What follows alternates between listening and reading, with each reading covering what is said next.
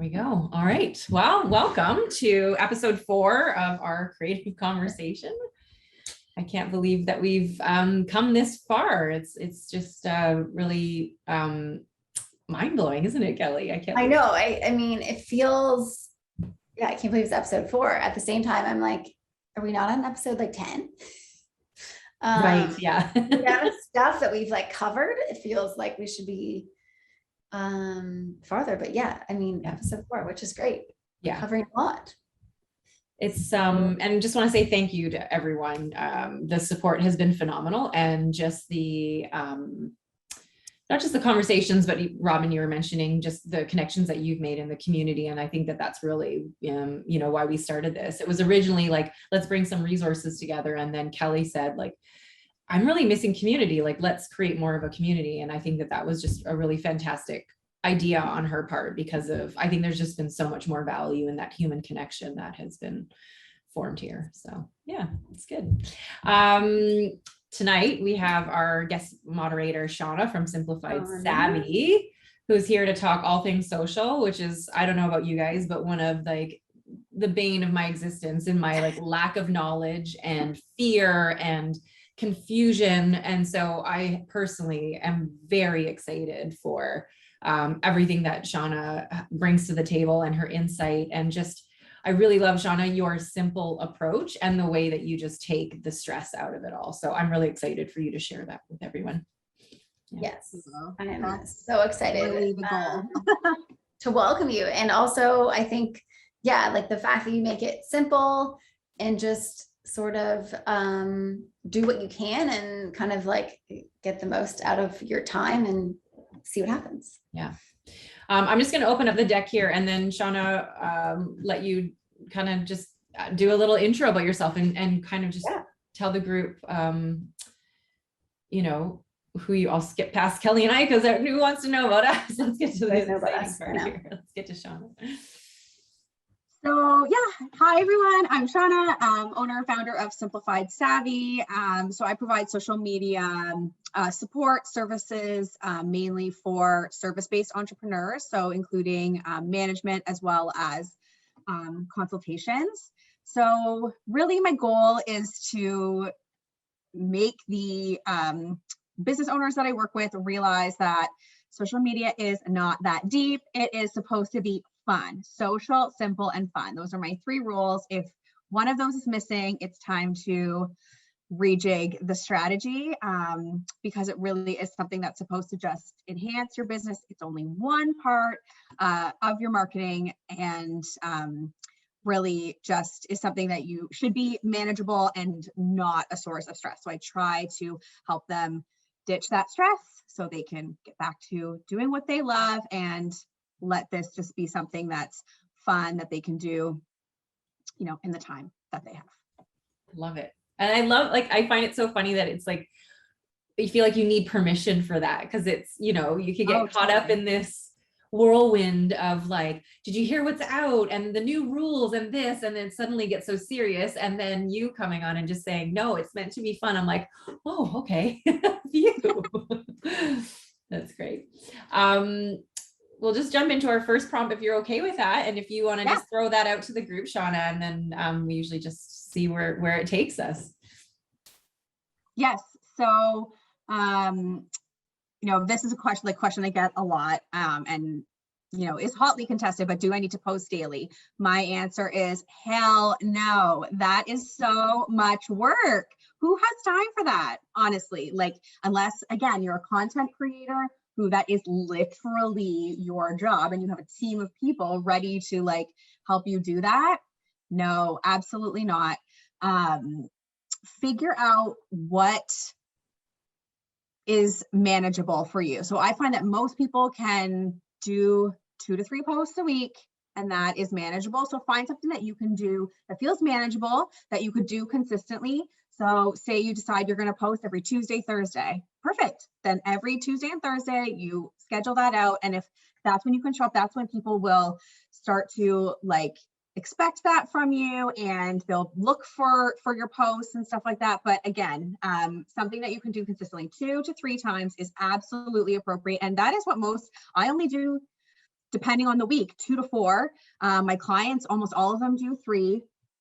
So, and it works beautifully. And as long as you're, creating some interesting content, then you only need to do a couple of times a week. Because I find if you try to go for 4 or 5, 6, 7, you run out of things to talk about, and then you're just posting like one line, and that's not really, like, posting just to post isn't going to get you like more traction. So really, if you can post quality content 2 to 3 times a week, that will always serve you better than posting just to post 7 times a week. What is your take on timing of the day of when to post? I feel like this is always like, yes. Oh God, there's so many things you could do. I mean, you can look at your insights and see when your audience is mostly on. Hot tip, that is in Pacific Standard Time, not Eastern Time. So if it says that your audience is always on at 9 a.m., that's 9 a.m. Pacific Time. So do that conversion. And honestly, that's just really a lot of work. So post when you can post, honestly, like, and it's crazy because I have found recently, I've been like I post at different times of the day. My posts at 6 p.m. when I think that nobody would be on anymore and I think are going through the roof. So, and when I would post earlier in the day, that didn't always get me the most traction. So, one time I posted like 11 o'clock, which is when it said I should post on a Friday. I got like, it was crickets. 11 a.m. or? 11 a.m. Okay. Yeah, Eastern Time. 6, and then I post at 6 p.m. with the last like couple weeks, and I don't know. So like, you look at your insights, but really post, frankly, when you can post. I also recommend scheduling if you can, because then you can look at the time and then you just know it'll go up at a half decent time. Really post at a time that you are available to engage with the post when it goes up, because the quicker you respond to the comments that people are leaving, then the algorithm goes, oh, people are liking this, I'm going to show it to some more people. And then it keeps going. So whatever time that is that you could respond to people who comment on your post, that would be really the best time. And if you can, again, not a rule, but if you can go on and like engage with a few people's posts 10 to 15 minutes before your post goes up, that's also okay. There you go. To boost And it as well. Shauna, if you can't post, is it just as valuable to just go on and engage and not necessarily be? Yes. anything? Oh God. Yes. Like the most, if you can't post that day or whatever, get on your stories if you can and engage. That is going to be, for instance, like I have had clients who I post for them, but then they don't engage. Right. And then they're like, my posts, like no one is engaging on them. I'm like, because you never respond, you never engage back. Yeah, we talked about this in our little mini one. It's like showing up to a cocktail party and standing in the corner and not talking to anyone. And then wondering why you didn't get any business cards and any leads from that. Exactly. Like you have to put as much into it. So you can't just post and ghost. That's always my please don't do that. Please don't think I posted, so I'm good. No, I would rather you engage and go on stories than post, because you'll grow your community so much more than the post. I feel like, you check that box of posting, but really posting and walking away or not. And especially if they comment on your post, please respond to that. Because I've had clients who just people are commenting on their posts and they're just liking it. I'm like, you need to say something back to them. These are people but you have to give a little. The post is not all you can give. You have to continue to give. This is a relationship. It's a back and forth. It's not, you're not standing on a stage. Your post is not you standing on stage presenting. It's meant to be a conversation starter. Yeah, I always wonder about the time. I'm always I look at my insights and then they tell me one thing, but then I always know, I'm like, well, if I post, I've had the same thing happen. If I post late at night and they do well, or super early in the morning, I'm like, I don't know they're probably all lots like awake at like. I think 5. one of my best posts was like 11 o'clock at night. Like that was like, it was just fun. And I was just posting something and I was like, wow, that was interesting. But maybe it's just because at that time people are like, I mean, if you're a bedtime social media That's scroller bedtime like me, scroller, as most of us I are. climb into bed and I'm like, oh, I'm so tired. And then I'm like, Yeah. Oh yeah. 1 hour later, whoopsies, it's 2 and let's go to bed. Yeah. yeah. So, I mean, there's that. You could just target everything for when everyone's just kind of relaxed and Yeah. So I mean, you can look, absolutely, like your insights are valuable, but don't test it out. You really like, they're not the be all end all. Everything is just like testing. And if one of your posts doesn't do well at a certain time, that doesn't mean they're all going to do poorly at that time. Honestly, like who can keep up with all of it? Yeah, I mean, my job and I can't even keep up with all of it. It's too much. So it's really like just test things out and see, and you'll be able to get a trend. Don't let like one day determine it all for you. Mm-hmm. Yeah, I think that that's the best advice that I've taken from this is like, just don't take it all so seriously and, you know, kind of go back.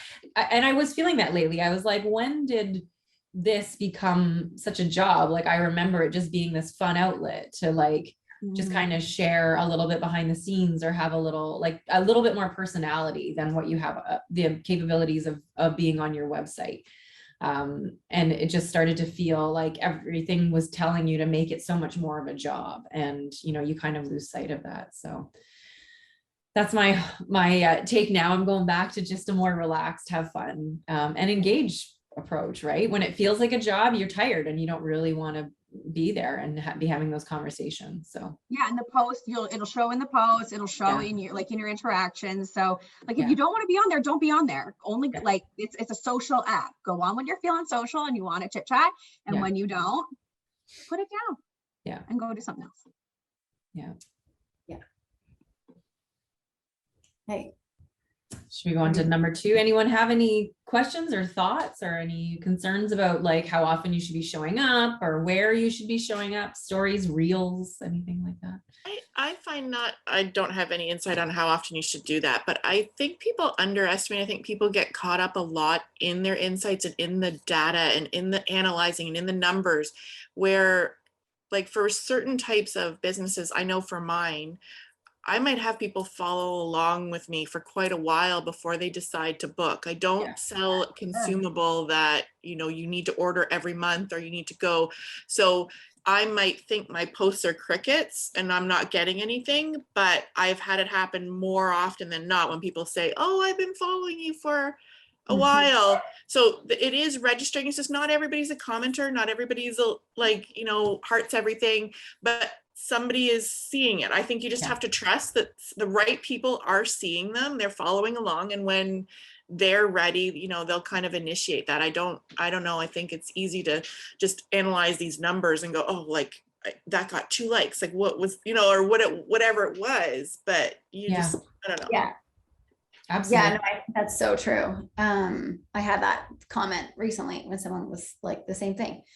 Yeah, I've been following you and, you know, I saw you did this like 6 months ago and then this a couple of years ago, and then they're ready to engage and start something. Yeah. But at the same time, I'm like, oh, okay, I had no idea. But yeah, it's like, okay.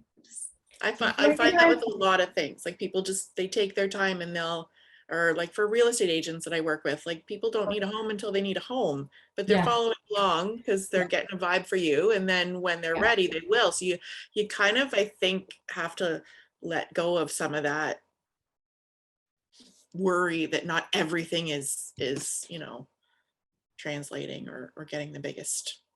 Yeah.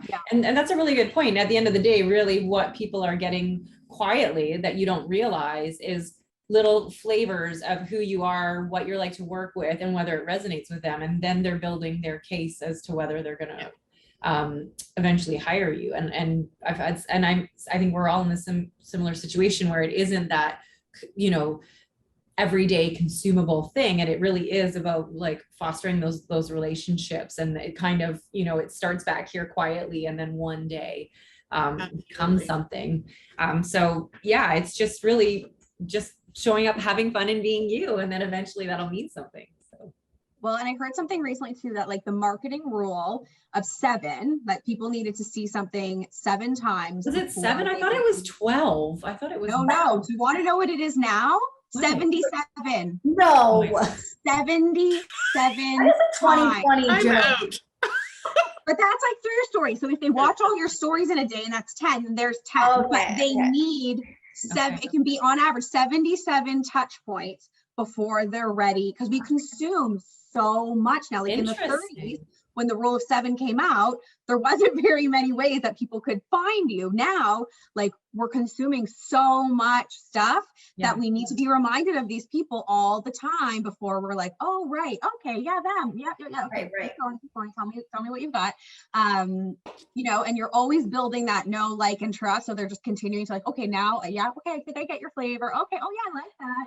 Once they trust you, then, you know, they'll move forward. But yeah, that's what I recently, 77 times. So yeah, they need to watch for a while. There you go. That's crazy. So I'm in my car. I'm going to be on mute and just listen to you guys talk while I drive home from Brampton. Sounds good. Hi, Oh, Jennifer. good. We're Welcome, happy you're Jennifer. here. Yeah. Well, there you go. 77. I was like, oh, I thought it was 12. Yeah.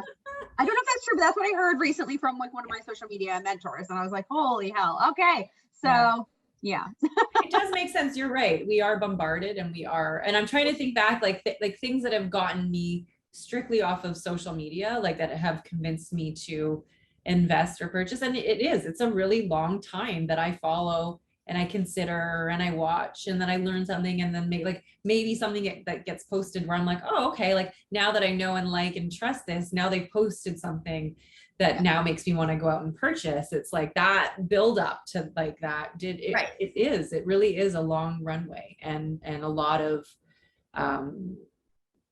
just formulating that opinion over time, quietly lurking, maybe engaging and commenting, but yeah, quietly lurking. And I feel like it's a lot of also like a courtship, almost like a relationship, as you're like building the trust and really realizing who that person is. I find that like I'm a super open and honest person. I share like whatever and anything that's going on in my life.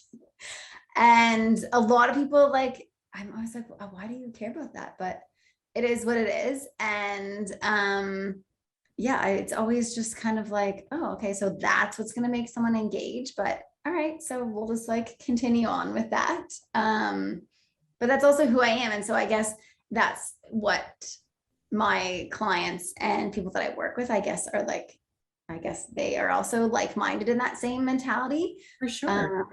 And I think it's also too about having a conversation with someone, because I don't know, again, if you guys have had this experience, but if you followed someone and you thought like just by the way that their feed was and what they were posting was a certain way, but then when you actually like, let's say you have you comment on a story, so it goes into a DM and it's a private conversation, and they're just not like, it's just a weird, awkward conversation. And you're like, wow, you really have no like personality or customer service, like not even customer service, but I mean, let's face it, everything on there, you have to act as if it's like customer service. But, you know, if someone it just does not have the ability to carry a normal like conversation, or it feels like it's going to be easy to work with them or talk to them, you don't. So I do think that personal side, those casual conversations, it's almost like dating, right? Where you're just like, you're having those little dates and you're like, oh, okay, that conversation was really nice. I think it'd be great to work with them. Or it's like, wow, that was awkward. Imagine trying to like run a project with that person, you know? So it's, I think that what you think is a casual conversation on the side lends itself to what is it going to be like when you're just trying to work through something that you're paying for, a service, or engaging in that way.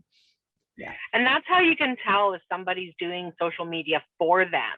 Right. Right. Because it's almost that person's personality is coming through on the posts. But, you know, when you start talking to them through DM and you realize, this is not the person who I thought it was. Yeah. And it's kind of, it sucks when that happens. Yeah. So Shauna, how do you handle that? What I do social media for my clients for being in their voice. Well, so the good thing is all my clients approve their posts before they go up. So they will say to me like, well, I mean, honestly, that mostly they're like, yeah, that looks great. Cause I do a really massive intake form with them and like ask them like, do you use emojis? What are some common phrases that you use? What is your conversation style? Are you like bubbly and fun and funny? Do you like to joke, or are you more like, more keep it very professional? Like I have a client who I just signed recently and she doesn't use emojis, and I like broke my heart. I was like, what? No emojis? Oh God. I'm like, but then everything, okay. So it's a challenge. It's a challenge for me in that way to emote the things that I want to for her without emojis. Right. But then we have like, you know, a huge intake conversation. So like I get to know them, I speak to them on the phone. We have like a, you know, video call, so I can really get a feel for like their personality and how they would talk. You know, and then I have other clients who are just like, you know, swear and are super funny. And we do those in the post so that if you went to talk to them after, like it would be very odd, like you wouldn't be able to tell. And again, they approve it all. So they know the messaging going out. I think that's really important. So they see, they're like, yes, I would say all of this. This is just like what I would love to write. I just couldn't write it myself. I imagine, Sean, it's very similar when you hire a copywriter to help you with your website. Like and I was a copywriter before that. So there you go. So so your job is to like take them and write them into those posts. Yeah, for sure. Right. Like I would say like I'm a chameleon. Like I have to absorb who you are and be you for a little bit, and then I got to change and be this other person. Right. You know, and the compliments I've had in my like copywriting job were like, someone saw this site and were like, did you write it yourself? And she was like, no, I had someone write it for me, but it sounded so much like her. So, you know, so it is like a skill, and it's something that you have to adapt to. Again, like I said, but I ask for so much detail. Like I said, like phrases, emojis, all the things to make sure that I'm getting like the nuances of who they are and how they would talk. Because I never want that to happen. I never want you know, someone to go talk to them after and be like, that's not how who are you? Yeah, it's like going on a date after, you know, also why I don't do the, like, if somebody comments on my client's post, like I get my clients to do the commenting back to build those relationships, not me doing it. I don't do their DMs for them. I don't do the messaging. So some people do that. That's all good. That's their choice. I just choose not to. I would rather my clients build those relationships for sure themselves, and I can do the showpiece. Exactly. All right. Should I share the next prompt here? And this is a challenge, I'm sure, for everyone. Yes. Paralyzing some days. Yes. How to come up with what to post. Yeah. Yes, I have lots of ideas for that. Okay. So I don't know. This is one that like I hadn't heard of, but lots of people have. Answer the Public is like a really great site. And if you go in and you just type a keyword, then a whole bunch of like questions that people around the internet have been asking around that keyword will show up. And that is a great way to prompt you, because those are questions that people out in the universe are asking, and you can answer them in a social media post. Same thing with Google. Like if you just start to Google something, the prompts will show up of what people have been searching. And again, those are questions that lots of people are asking. Those are great ideas for posts. Email newsletters. I like try to keep my inbox like pretty clean, but I do get some, and I get inspiration from that. Like if someone is talking about something in the email, then I'm like, oh, I could talk about that, or something related to that. If you have a blog, take your blog post and like break it down into like mini micro sections, because you probably could get like 10 social media posts out of every blog post. And then like the biggest ones, honestly, are questions that you get asked by clients, by people in your DMs. Like I'm going to go right after this and write down every question that comes up through. I'm going to take this the slide deck. I'm going to like, those are all going to be social media posts in the coming weeks. Any questions that you guys ask me are going to be social media posts in the coming weeks, because it's stuff that people want to know. So give the people what they want, and you'll get some like really great engagement from that. People love like a really good like tip or hack, like a really simple, like, hey, here's my hot tip for this. And people go bananas for that, because if it's like easy, simple, one thing that they can like then go and do, they don't want like a complicated 5-step process for all of that, right? So like what you think is like the most mundane and everyone knows, they do not know. They do not know it.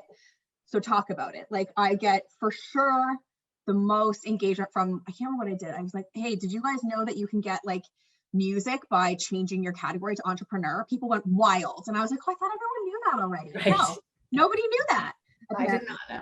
And Marlo told me that. Yeah. Yeah, like it the thing again, Kelly and Marlo, we talked about this, but like you follow so many people in your own industry that you think it's saturated with, like people already know all the things that you want to talk about, but not everybody, like your audience isn't following all those people. So like your audience isn't following 25 photographers, they're following a few. So you think that they already know all the stuff. They don't, because they're not in the industry, and they're not following that many of you. Right. So and then on that note, others in your industry, see what they're talking about and what like posts are like doing well for them. Don't copy them obviously, but it's a good prompt again to get your creative juices flowing. And anytime you have an idea, because you will always have an idea, like in the shower, have somewhere that you can quickly put all those ideas. Like I honestly think there's like 100 lines in an Asana sheet that are all content ideas that have just come to me, that so anytime I'm like, oh, what am I going to post about, I'll look in there and be like, oh good, I've got that, okay, I'll talk about that today. So it doesn't have to be like, I used to try and map it out all with like themes and all this stuff. I'm like, yeah, forget it, I'm not doing that anymore. We're just gonna like, whatever inspiration comes to me that day, that's what I'm gonna do. I also love reels for inspiration. Even if you don't want to do a reel, oftentimes just like a good reel audio will get me like, oh, I can talk about that like inspires something that I could do for a post. And I love to do reels, but if you don't, you could still get like really good inspiration from just watching reels. And yeah, you told me that like I don't know, maybe a month ago, you said like just start watching a bunch of reels. I never actually clicked on like the reel button in the middle, just like watch random reels. And oh my gosh, I feel like I did that a few weeks ago. And I always keep a list in my notes section. I was like, oh, I have like 20 ideas now, just like jot it down. And it was, yeah, that I was like, oh, I never like click on that. I've never clicked on that button. Yeah, do it. It's like, it's a gold mine for ideas. Yeah, for inspiration. I just was like, whoa, I didn't even think this button existed. Yeah, same. I know. I've never clicked it. And I was just like, oh my gosh. I got no time for reels. Yeah. Then you get in there and it's like this like warp. You're like, whoops, again, 5 hours later. Yeah, totally. My business. Yeah, it was like Hudson's whole nap was like taken away by this. I was like, well, there goes my productivity. Yeah. Yes, but no, I totally was like, oh my gosh, I have so many ideas. And that's not something I ever would have thought about, just to like explore and like hear what people are using in their audio, what they're saying. Even if it's totally different industry, it's like, oh, I can like back to like what I'm doing. Yeah, most of the audios, like, I mean, I had a whole bunch, I just worked with a coffee shop, and audios that I had saved for myself, I ended up suggesting to them because they worked for them. And then I also gave a couple to my sleep consultant client because they would work for her. Like it all, you can use them across industries. And again, those will spark like a different idea for something to talk about. You won't talk about the same thing, but that one audio can definitely spark like a lot of inspiration. I love them. Sure. I know, I'm getting into them, trying. No, but I'm definitely gonna check out that website too. Answer the Public. Mm-hmm. Yeah, good one. Good to know. Yeah. Anything else like on that? So if I can break in for a quick sec, I was talking to somebody today, and just with regards to like the music and reels and stuff. And they were saying that if you go on Spotify and you look up viral playlist or viral artist or something like that, and you use music from those, like those songs, that your reels will get so many more views because it's trending music, and that apparently the algorithm really likes that. Trending audio, yeah. It could be Yeah. not just music. I hadn't heard that about the music, so that's a really good tip. But trending audio, yes. And if some people have it, some people don't. If you watch a reel and you see where the audio is, if there's an up arrow, that means it's trending. So try and use it. I like often just save the audio and I end up using it way after it's been trending, and oh well. But if you are able to capitalize on some trending audio, that's always Kelly, you've been doing that a lot lately. I've caught you. I on know, that. I didn't even know that was a thing. Yeah. I just wrote that down. Check out the arrow. Yeah. So beside the audio, I think it's on the left side, beside that where the audio is there. If there's an arrow, and you might not have the arrow, some people do, some people, like everything with Instagram, some people have it, some people don't. But yeah. Or if you're watching reels, you'll see what audio keeps coming up a lot, even if you don't have the arrow. You'll be like, okay, I think that's trending because I've seen like 10 people doing the same thing. So that's probably why my things seem like I know that I'm trending, but really I just am going through. I clicked that reel button and I'm like, oh, I'll save that on. Yeah. So I'm like fake trending. You're trending. You're totally got it. You've been doing a great job with your reels. Okay, so I feel like I have been extremely quiet during this, and this is simply because I'm in the initial part. I'm in the midst of designing my website, so I haven't even done that, and I'm just so daunted at the idea of even just starting. And I kind of didn't want to bring it up because I feel like everyone here has been posting and has a presence and following all of the people in my industry and how pristine and gorgeous all of their posts and stories are, and I was like, I don't have the time to I'm so daunted, overwhelmed, and so I thought this would be a great place to start. And you're like, it's fun. We're going to make it fun. I'm like, please make it fun, because exactly. I know. See. So I'm like the biggest. What industry are you in? I'm in printed apparel. Oh, cool. Okay. Well, I mean, you have all kinds of stuff to post about because you can post about all your apparel. I feel like, because I'm just daunted because the majority of the people that are in the industry, all of their warehouses are so clean. You could eat off the floors, and my work is not as aesthetically pleasing as my bookcase. And so when I think about Instagram posts, I think everything is just very clean and aesthetically pleasing. Yeah, but the only thing that has to be clean is the square that you're capturing. And honestly, that would be one tip I would give you would be to follow less of the people in your industry, because all you're doing is comparing yourself to them. And we don't need to do that. Yeah. Okay.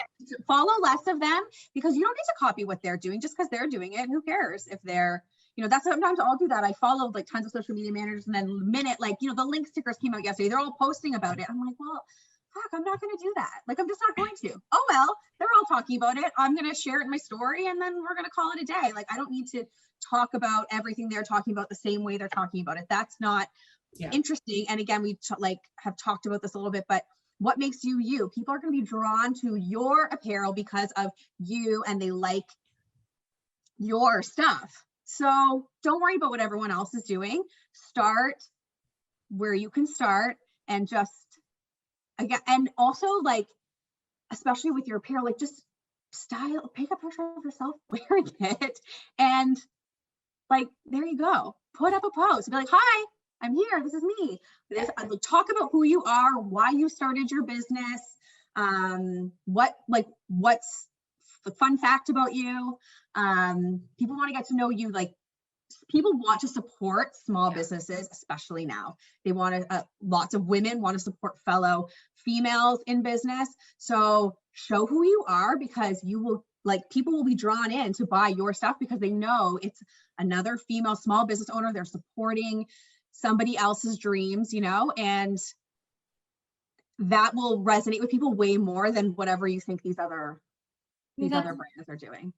And I loved your little pre-conversation because I related to Marlo being like, sometimes like, or when you're talking about not doing voiceovers, because you're like, that's not me. And I'm just so afraid of like showing up and being like, here I am in front of the camera. But If I that, can- yeah, and if that's not authentic to you, then like for me, I know that that's not authentic to me, and people are going to see right through that for me. So I can't do that, because in order for me to show up and have that trust and people know that it's me, if I try to start doing that, it's going to be like, what happened to her? So, but I love other people that can do it and have fun with it, and it makes me appreciate them.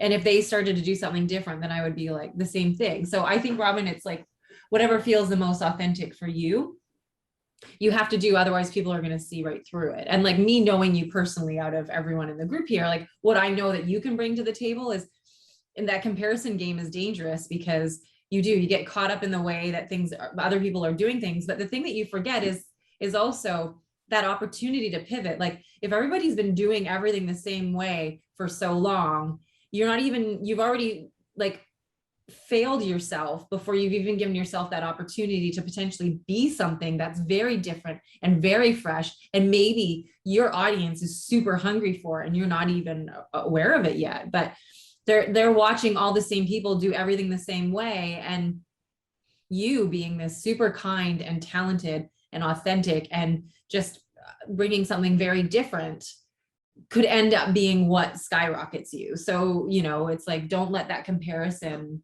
squash you before you've even given yourself a chance to really succeed at that, Yes.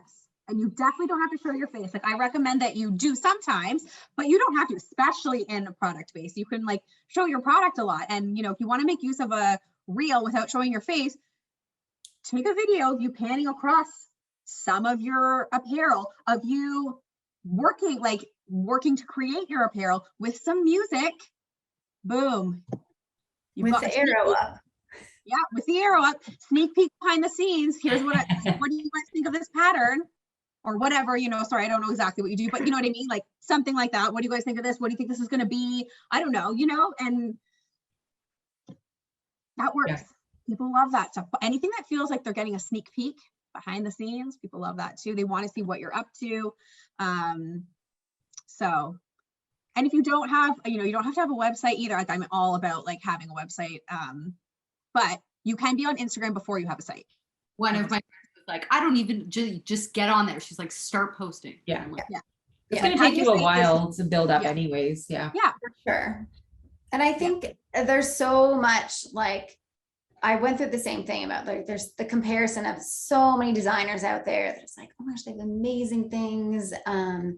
They started these accounts like so many years ago, and they've got like, a million followers, but not even followers. Like they just got this huge trust.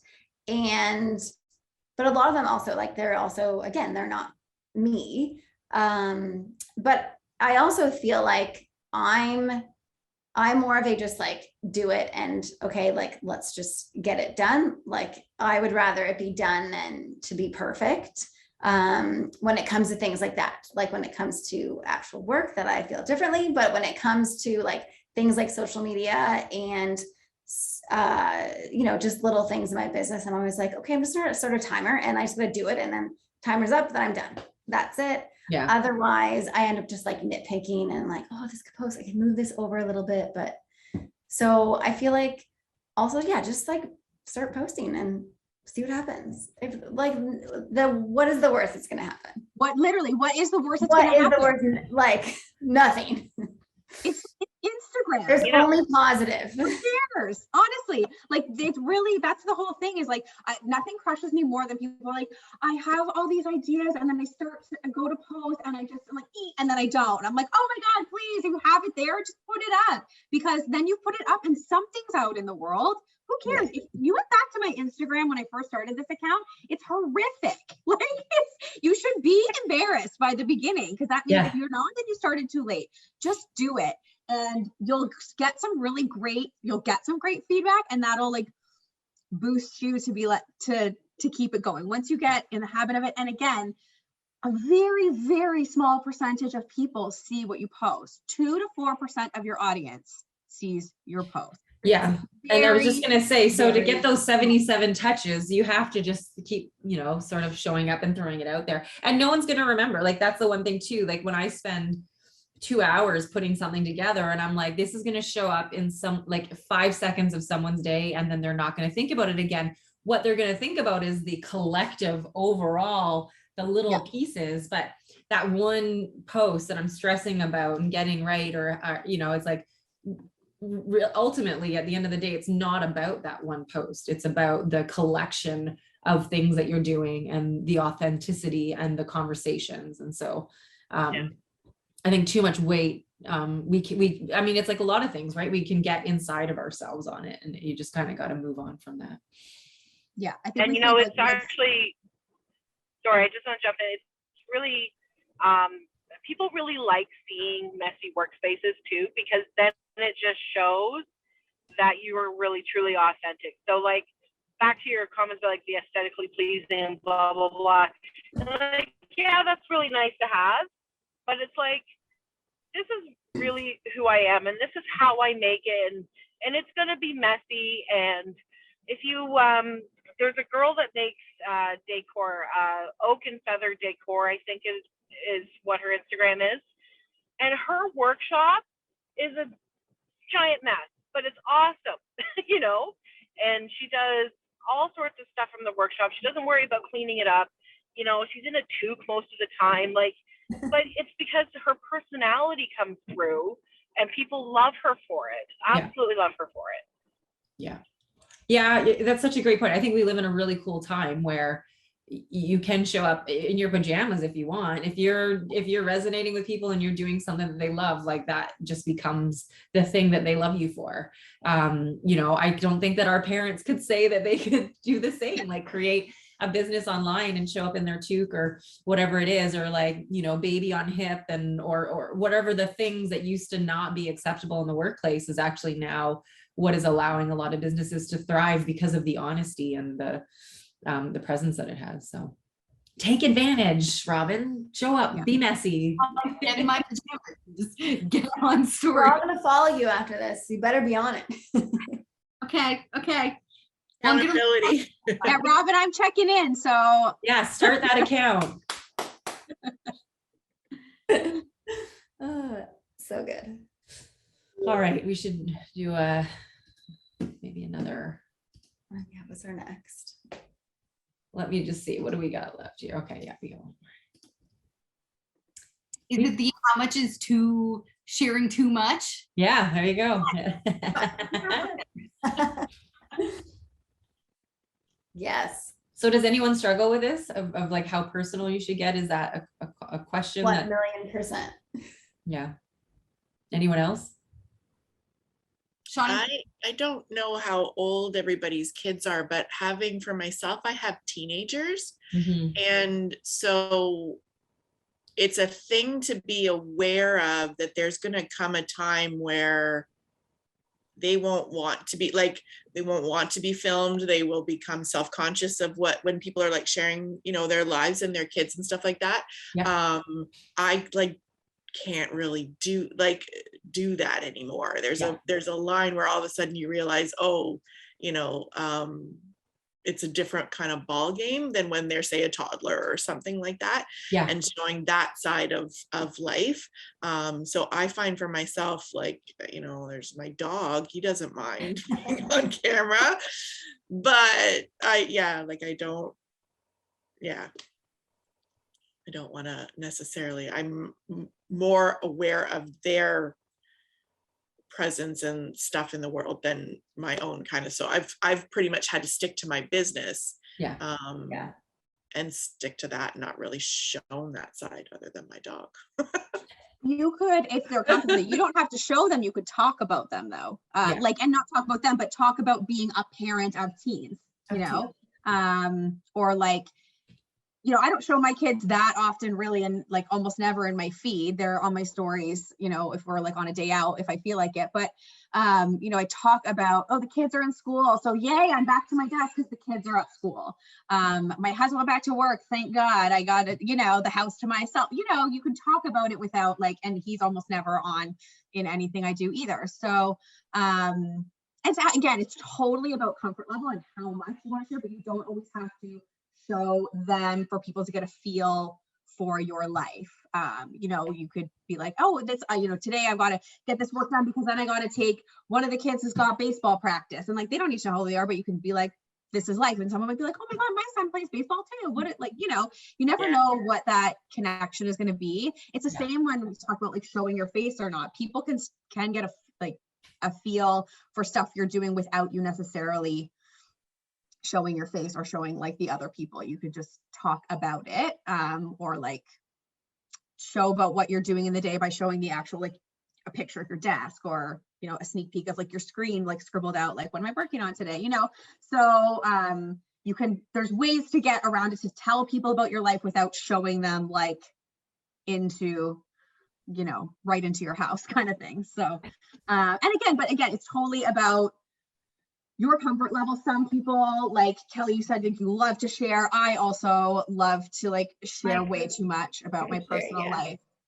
I know, and me as a watch, I love to see like Kelly's boys. Like they're adorable. Like it's adorable. I'm like all the time messaging her, and I'll send her a picture of my son because I'm like, my son was all about orange too. Like I'm all about it, but I'm like, I can't do this back. Yeah. Kids would, you know. But I also feel like it's not even like, just like you were saying, like it's not necessarily about, okay, just because they're little, they look like smaller and cuter, but it's also, I feel like when a lot of times when I want to share things that is kid related, it's more like trying to relate to the fact that it's not a perfect, like business may look like one thing, but it's also like, hey, my life is also still a hot mess. Like, I slept for 4 hours last night and here we are. I'm drinking the same green juice that I've been trying to drink for the last like 6 hours. Like I think that's part of the reason of life, like relatable. Yes, it may show up in like a picture or a story of a kid, but it's really just more like, I'm just saying like, I hey, think my favorite, Kelly, is the coffee that you've microwaved 4 times a day.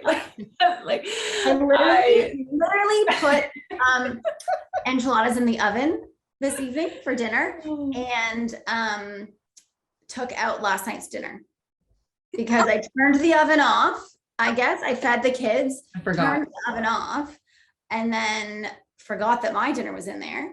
And so I took my dinner out from last night and threw it in the garbage as I put tonight's dinner in. Oh my God.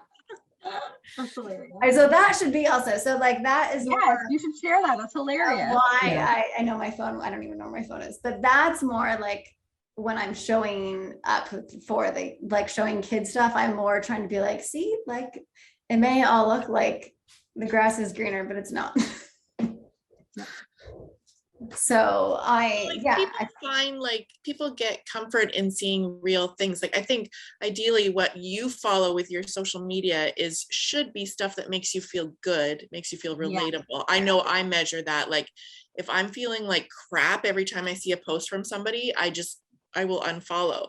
So I think for a lot of people that find that relatable side of, okay, gosh, she's like, it like doesn't all look perfect. I find that relatable. I find it hilarious, like, you know, and stuff like that. It's a little, you want to follow kind of stuff like that. And a little bit to that, but also with Robin, like when you're thinking of, like, I think of some of the accounts that I followed from when I started, like kind of being on Instagram, and they were just starting and it was very new and it was raw and it was not all perfect and aesthetically pleasing. And when I think to now, I still follow them, but I don't check in with them, or I don't like connect. There's something for me personally, when they kind of get to a certain level where it's clearly they now have a team, they now have everything, like it's sort of you lose that vibe, or they've like exploded into this gigantic home and now you can tell they've got all the different products and sponsors, and you're just like, it loses that like little bit of realness for me, and I don't follow them as much. So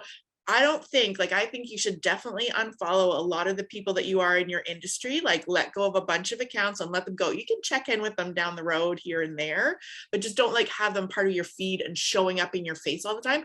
I know that Jennifer can probably speak to it, like photography wise.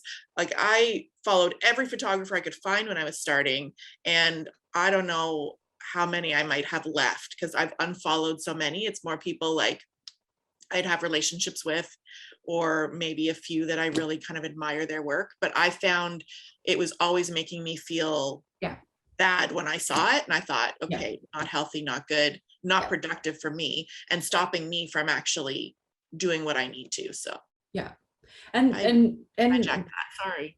No, that's brilliant. I absolutely love that. And it's so true. It's that I didn't even think about it until you said it. And it's right. It's like you lose that authenticity and the thing that you loved about something starting out. And then when it started, and it was, I think it's like that same point of where someone that starts doing something on there that you didn't think was them, like the person that you had built up, suddenly you're like, what happened to them? Like where. The other thing, and this isn't as like that heartwarming of like connecting and authenticity, but I realized after too that if I follow a bunch of like creative peers, that impacts my algorithm in terms of who I'm now being presented to. So I went and did a big clean out of following other designers because of that, like paralyzing what everyone was doing and how I wasn't doing it, but also realizing that there was more value in me following the type of people that I wanted to work with, and letting the social media world know that that's who I want to be connecting with, instead of it thinking like, oh, this person wants to connect with other designers, let me show them to other designers, and it wasn't serving me well. So I think that there's something to that as well, is like, just don't be involved in your own world because it's not going to serve you well, and start to think about who are the types of people or companies that are going to engage with you, and start following them when you launch yourself, because that will tell the system to then present you to them as well, right? It'll try to like match you and date you with them. Do you like, I don't know, Shauna or Mahler, like, do you I kind of do this also with my followers that I have, like, I don't necessarily, like, I don't want a bunch of photographers following me. They're not my client. Yeah.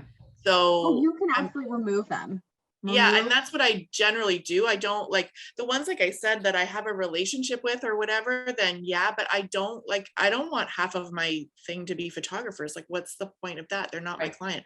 I clean house of my follower list a lot. Like, I get rid of all the spam, like, I could probably be 3 times as many. I don't have that many followers, but I could be like way more for the number that I delete, because I'd rather have them be, I'd rather have 100 people that might have a chance of working with me than have 4,000 that half of them are, Well, yeah, Shauna, you said it's like 2 to 4% of people that you're showing up. And if you've got your following is saturated with people that are just trying to be like you and not necessarily the people that you're trying to engage with, if you're losing your 2 to 4% on them, like your efforts are lost, right? Yeah.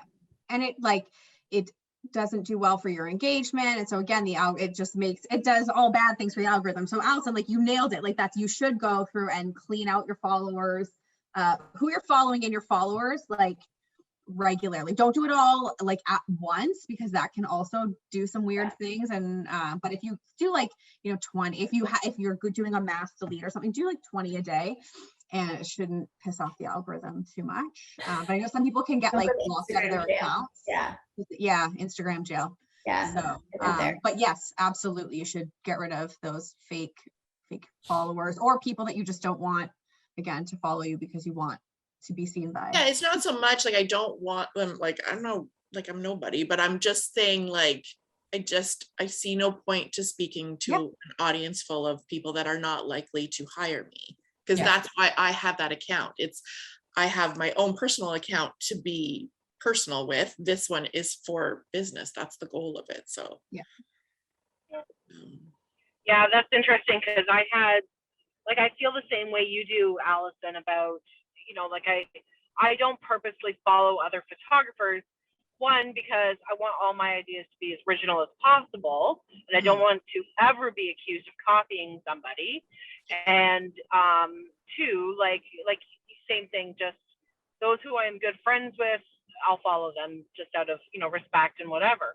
But so earlier this year, when I was trying to work with the government to get photographers back to work, and I was doing reels about the progress I was making, so I had like an influx of photographers suddenly following me, but I was like, well, I want them to follow me so they have the information, but now it's all over. And I'm like, well, I don't need them following me anymore, you know?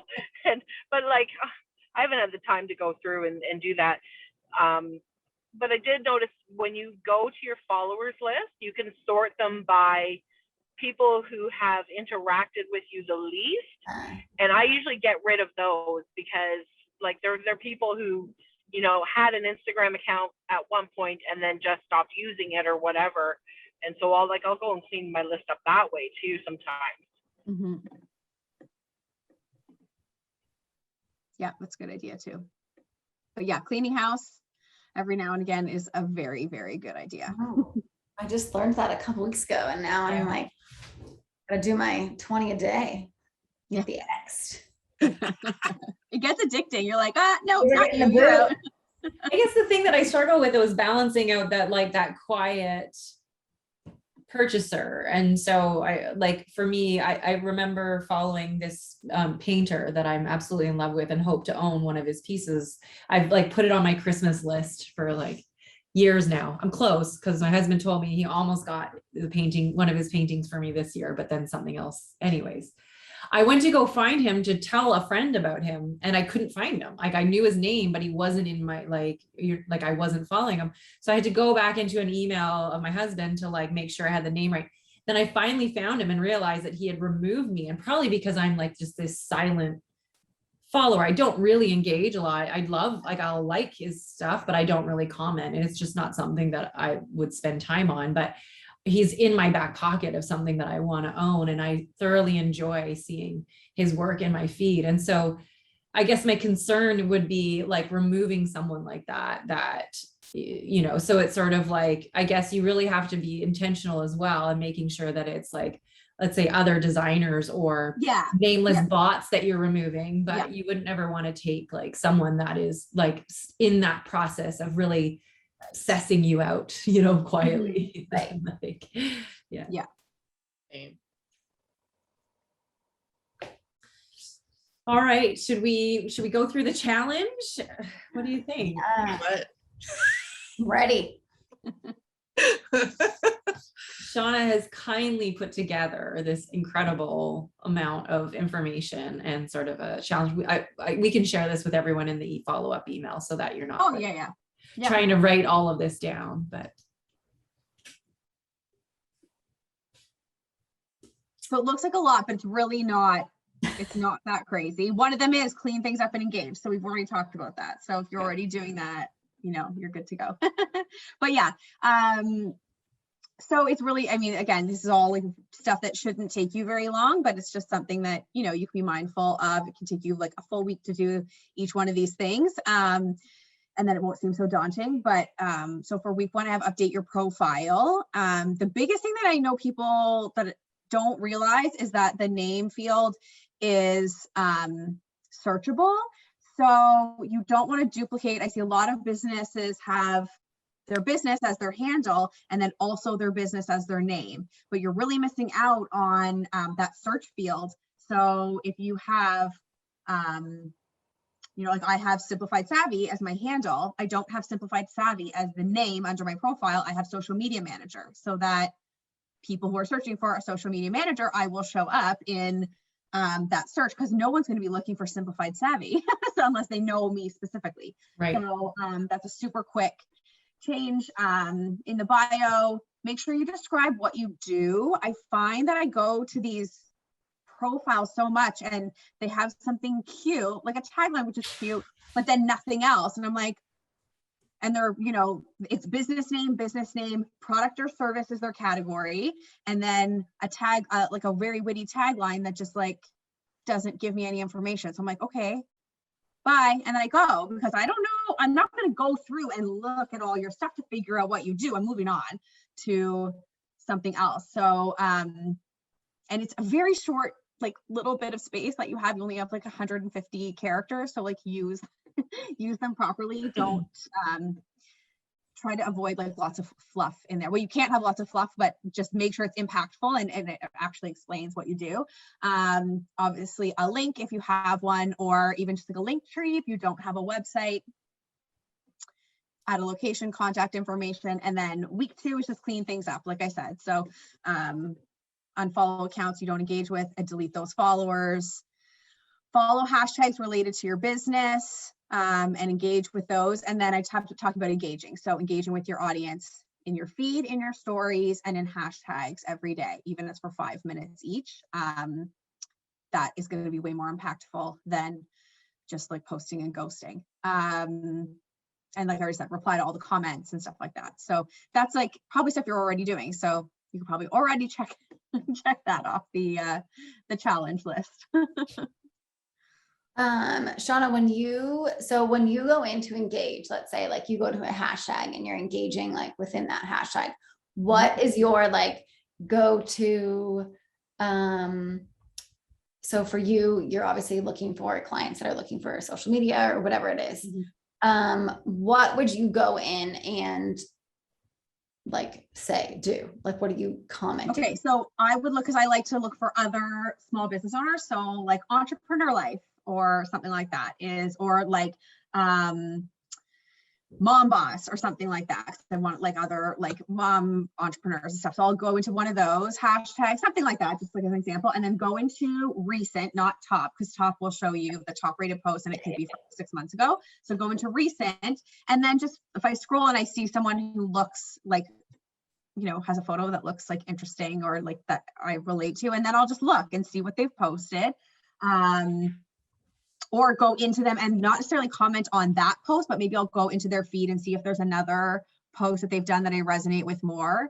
And just leave like a meaningful comment, not just like cool post, love that, or something like that. Like really like talked about, go into their feed and find something that you can relate to in some way. So don't drop like a fire emoji and walk away. No, never. Oh my God. Killing it, girl, with all the no, like do something like real that doesn't make you look like a creep. I find when people do that, I'm just like, what? Like, no, please don't. Just like say something normal, please. Right. But then I also find it hilarious when it's like, okay, those appear, and then I just like put the awkward emoji back to them, like, two can play this game. Yeah.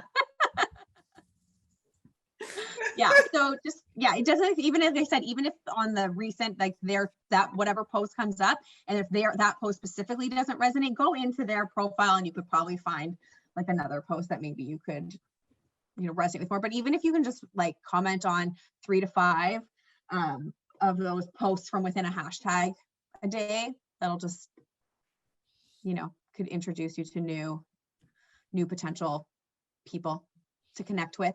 Not always to sell with right away, we've got to date them. Right. Okay. What else? Oh yeah, okay. So then week 3, I have to start getting active in stories. So I always recommend a minimum of 3 a day. Doesn't have to be of you, but if you can. But even if you don't want to start, but if you are uncomfortable like talking on the camera, even if you can just show a picture, like take a picture of yourself and show that, is good. If you can't, that's okay too. Like I always do a daily to-do list. So that's one. So if you did 3 a day, say you in the morning, you could do daily to-do list. In the middle of the day, get on stories and like talk or show a picture or show a behind the scenes of what you're up to. If you're out for a walk, a little video of you out for a walk, what you're listening to, podcast, a playlist. And then at the end of the day, you can just like share, like if you're scrolling through and you see a cool quote, shove that up into your story. Again, it's just something to get you started until you can create more, like get more comfortable creating your own stories. And then create highlight covers and then start organizing your stories. So that's week 3. And they recently changed, like before you used to have to post your cover in your highlights, and then you could assign, and they've changed that. You can now go in and edit the cover. Yeah. Yep. Right? And just from like a photo in your camera roll, you can just grab it. Okay. Sometimes the alignment's a little off if you don't post it first. Sometimes I defined, it really depends. But yes, you don't have to. You can just create the photo and save them to like your camera roll, and then you can save it that way. And then week 4 is when finally like plan your posts. So figure out how many you can commit to consistently every week and then plan them. And, I recommend scheduling them if you can. And Reels and carousel posts will get you the most bang for your buck, as you like probably already saw if you saw what we talked about, the pre-chat. So if you could do one of those a week, that will get you more, because the carousels show up twice in people's feed, and Reels have a longer shelf life. They'll show up again like in a few weeks after you've done them, whereas like static posts don't generally do that. And yeah, so if you can try and batch your content and schedule it, it'll make your life way easier, especially if you have trouble coming up with ideas and what to write and stuff like that. Yeah. So I always struggle with captions. And I remember it was probably like a couple months ago, a webinar I listened to was talking about how the longer someone is on your Instagram, so basically like the longer the caption, the better, because then they're on your page longer, so then you're most likely to show up longer because of whatever. That's why we struggle with. I'm like, what? I don't always agree with that. I do agree with that. They're right in that the longer someone stays on your post, it will boost. Yes, absolutely. Because then Instagram thinks that, people are liking this because they're hanging out on it. I will tell you, I often scroll. If there is a really long caption, I rarely read it. Same. Rarely.